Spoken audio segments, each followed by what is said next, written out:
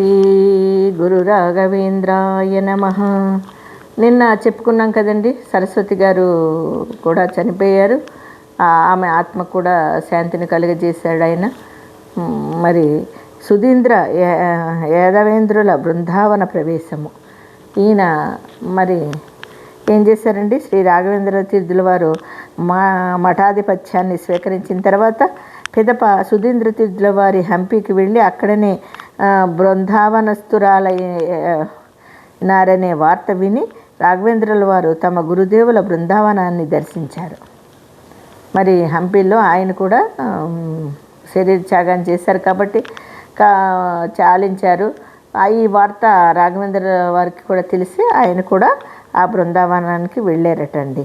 తమ గురుదేవుల బృందావనాన్ని దర్శించి కడు భక్తి శ్రద్ధలతో పూజించి తిరిగి మఠానికి వచ్చారట. వచ్చిన తర్వాత శ్రీ సుధీంద్ర తీర్థుల వారి వద్ద సన్యాసము స్వీకరించి దేశ సంచారము గావిస్తున్న యాదవేంద్రుల వారికి వార్తలన్నీ అందాయి. అందిన తర్వాత గురువుల బృందావనాన్ని పీఠాధిపతులైన రాఘవేంద్రుల వారిని చూడగానే అభిలాషతో వారు కుంభకోణం వచ్చారటండి.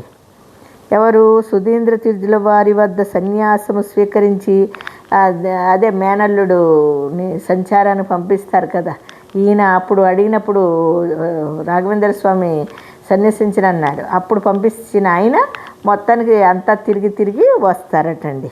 వచ్చిన తర్వాత ఆయన కూడా వారికి తెలుస్తుంది ఈ వార్త, సుధీంద్ర తీర్థుల వారు శరీరాన్ని విడిచారని. అప్పుడు ఈయన ఏం చేస్తారంటే వచ్చి ఆ బృందావనానికి పీఠాధిపతులైన రాఘవేంద్రుల వారిని చూడగానే అభిలాషముతో వారు కుంభకోణం వచ్చారు. ఈ రాఘవేంద్రుల వారిని కూడా చూడాలనే ఒక అభిలాషతో ఆయన కూడా ఆ కుంభకోణానికి వచ్చారటండి. వారికి రాఘవేంద్రుల వారు సకల మర్యాదలతో స్వాగతము పలికారు.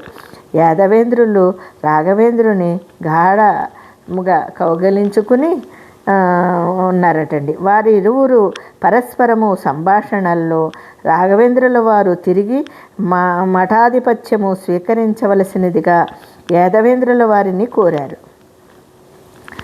నీవు ఎప్పట్లాగే ఈ మఠానికి ఆధిపత్యాన్ని స్వీకరించండి అని రాఘవేంద్రుల వారు ఈయన అన్నీ కోరాడంటండి. చూడండి, కోరి మీరు రాఘవేంద్రుల వారు ఈయన్ని అడిగారు. అడిగితే ఆయన యాదవేంద్రుల వారు దానికి ఏమన్నారో చూద్దాం. మూలరాముని పూజకంతరాయము కలుగకుండా తాత్కాలికముగానేనున్న పీఠములో గురుదేవులు నిలిపారు. ఈ పీఠానికి తగిన అర్హులు నిజముగా మీరే. ఈ ఆశ్రమంతా మీది కాబట్టి దయతో మఠాన్ని స్వాధీనం గావించుకుని నన్ను ఉద్ధరించండి. తమ సేవ చేసుకుంటూ కాలము గడుపుతాను అని చెప్పిన రాఘవేంద్రుల వారి మాటలకు ఎంతగానో ఆనందించారు యాదవేంద్రుల వారు.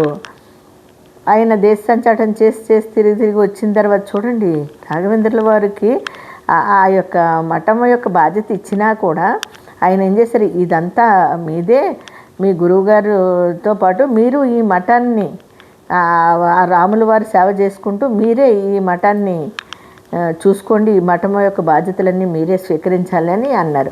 ఆయన కూడా చాలా సంతోషపడ్డారండి యాదవేంద్రుల వారు.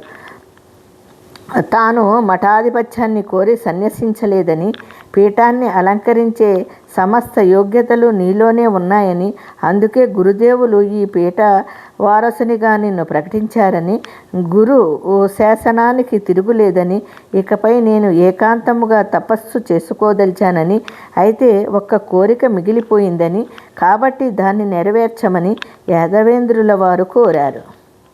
చూడండి, మామూలుగా ఇంకోళ్ళు అయితే ఆహా నాకు ఇతను చెప్పాడు, ఇతను ఎందుకు ఉండాలి, నేనే ఉండాలి అనుకుంటారు కదా. అలాంటిది ఆయన అలా అనుకోలేదండి.